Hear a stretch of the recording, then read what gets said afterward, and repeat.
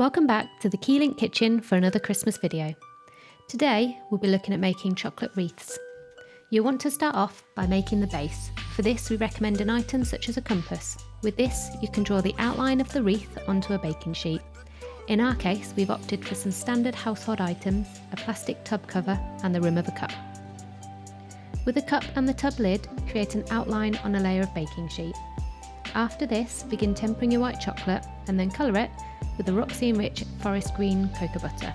We recommend about 10 grams per 400 grams of chocolate to achieve the finish you see in this video, but you can adjust to your own preference.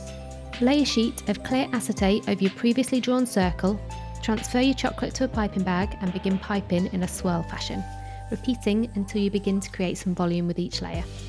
Before setting, begin adding your preferred toppings. Here we've chosen almonds, pecans, honeycomb, orange peel, freeze-dried blackcurrants and raspberry crumble, then finish with a dark artisan leaf with a bit of gold shimmer powder. But you can choose many different options from our range.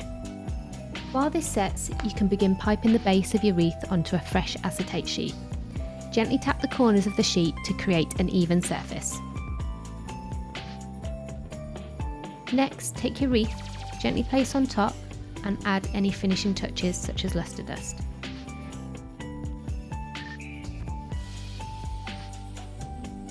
Finally, for presentation, we recommend a rigid box filled with food-grade shredded paper. Not only will this add some padding, but it will fit in perfectly with a classic nativity theme. That's all from us for now. We'll see you in the next video.